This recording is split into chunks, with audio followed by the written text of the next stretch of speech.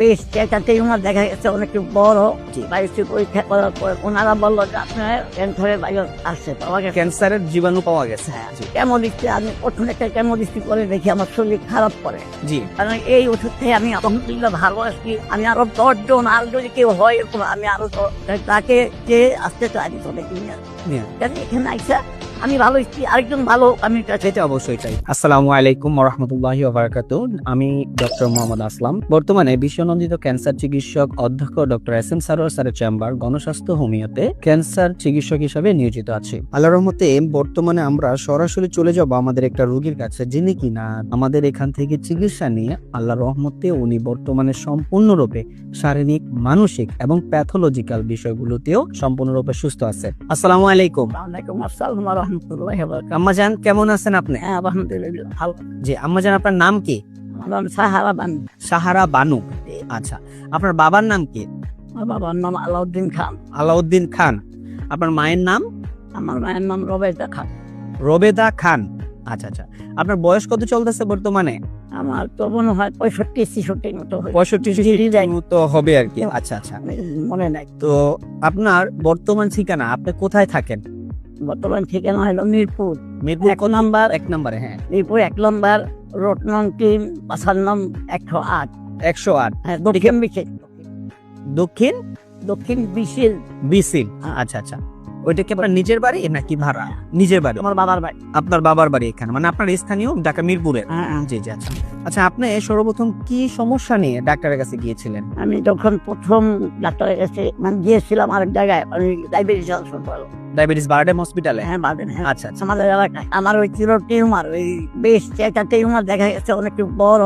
আমি গেছি, পরে যাওয়ার পরে তারা আমার পরীক্ষা নিরীক্ষা করলো। জি জি। বায়োপসি পরীক্ষা করার পরে, বায়োপসি পরীক্ষা করার পরে ওনারা বললো যে আপনার ক্যান্সারের ভাইরাস আসছে, পাওয়া গেছে। ক্যান্সারের জীবাণু পাওয়া গেছে। জি। এখন হওয়ার পরে আমার এখানে ওনারা অপারেশন করার পরে এটা ভালো করে আমি বেথিং করে নাই। জি।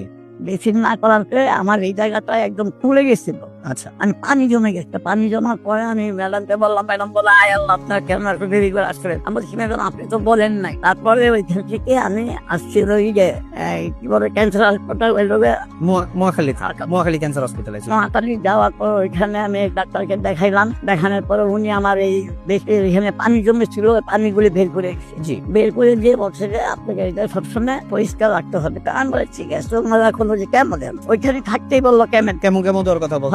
কেমন দিচ্ছি আমি, প্রথম একটা কেমো দিচ্ছি, করে দেখি আমার শরীর খারাপ করে। জি। কেমন দিয়ে শরীর খারাপ থাকে। হ্যাঁ হ্যাঁ, শরীর খারাপ করে, বমি হয়, অনেক সমস্যা। আচ্ছা, আপনি সর্বোপরি মানে ওই চিকিৎসাগুলো চালানোর অবস্থায় মহাখালী থেকে কি আপনি সুস্থ হয়েছিলেন নাকি? না, সুস্থ হয়েছি যখন বলো যে কেমন দিচ্ছি একটা দেওয়ার পরে তারপরে বলছে তো আপনি বাসায়। আমি বলছি যে আরো লাগবে 8টা। আচ্ছা, আমি বলছি না স্যার আমি হাত দিব না। জি। তারপরে বলছে কিভাবে থেরাপি দিতে হবে। স্যার আমি কুড়াইতে পারবো না। বলে যে না আপনার দিতে হবে। আমি স্যার না আমি দিব না, দেখি আল্লাহ বড়। আমি বাসাইতে পারি। আপনি আমাদের ঠিকানাটা কিভাবে পাইলেন? তারপরে এই তখন এক বছর না 2 বছর পরে আবার দেখি এখানে একটা টিউমার। মানে তখন কেমো দেওয়ার পরে মোটামুটি একটু নিয়ন্ত্রণে ছিল আপনার।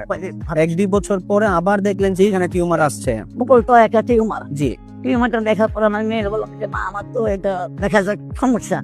একদিন ওই আপনার এই ঠিকানাটা পাইলাম, হয়তো মোবাইলের ফেসবুকে পাইছেন। জি। ফেসবুকে পাওয়ার পরে আমার মেয়েকে বললাম যে এখন কি করবো, তখন নাম্বার পাইলাম। জি। নাম্বার পাওয়ার পর আজ থেকে আমি ফোন দিলাম, এই আপনি এই ব্যাপার, আমি তো ক্যান্সারের রুগী, ক্যান্সার পাওয়া গেছে, এখন কাগজটা দেন। তারপর কাগজ আমি পাঠাই মোবাইল স্যারের লগে কথা বলছি, আর ওর সঙ্গে সাথে আমি কথা বলছেন। হ্যাঁ, টাকা পয়সা কি লাগবে না লাগে বলছি। আচ্ছা ঠিক আছে। আসার পরে স্যার আমার দেখে ওষুধ লিখে দিয়ে ওষুধ দিয়েছে। দেওয়ার পরে আমি খাই। চিকিৎসা দেওয়ার পরে আপনার টোটাল কত মাস ওষুধ খেয়ে আপনি আবার পুনরায় পরীক্ষাগুলা করছিলেন? 4 মাস ওষুধ খেয়েছি। 4 মাস আমাদের এখান থেকে ওষুধ খাইছে। ওষুধ খাওয়ার পরে আপনারা আমরা যেটা সবসময় বলে থাকি যে 4 মাস পরে আমরা পরীক্ষা করাবো, আমরা সেই পরীক্ষাগুলা করাইছি।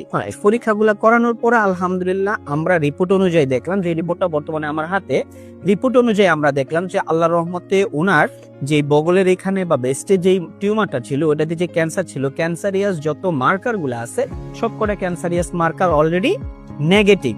ওই পরীক্ষাগুলো করার পর আলহামদুলিল্লাহ দেখলাম যে বর্তমানে সম্পূর্ণরূপে নেগেটিভ আছে। এখন কথা হলো, আল্লাহর রহমতে আপনি যে ক্যান্সার থেকে মুক্তি পাইলেন, আল্লাহর রহমতে স্যারের সহায়তায় আল্লাহ যে আপনাকে মাফ করছে, এই বিষয়ে আপনি একটু বলেন।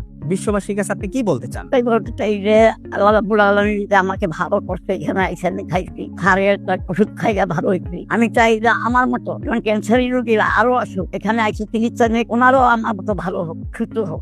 আর তারকেও ধন্যবাদ, অনেক অনেক ধন্যবাদ। জানি না এটা আমার আল্লাহর হুকুম হয়েছে, এর জন্য আমি এখানে আসছি না। এইটাই আমার কথা। কারণ এই ওষুধ থেকে আমি আলহামদুলিল্লাহ ভালো আসছি। আমি আরো 10 জন, আর যদি কেউ হয় এরকম, আমি আরো তাকে যে আসতে চাই চলে নিয়ে এখানে আইসা আমি ভালো হচ্ছি, আরেকজন ভালো আমি সেটা অবশ্যই চাই। আপনারা আসেন, গণস্বাস্থ্য হোমিওতে দেখেন, আমাদের চিকিৎসা ব্যবস্থা দেখেন, আমাদের চিকিৎসা পদ্ধতি সম্বন্ধে জানেন এবং আমাদের এখান থেকে চিকিৎসা নেন। সুস্থ করার মালিক উপরআল্লাহ।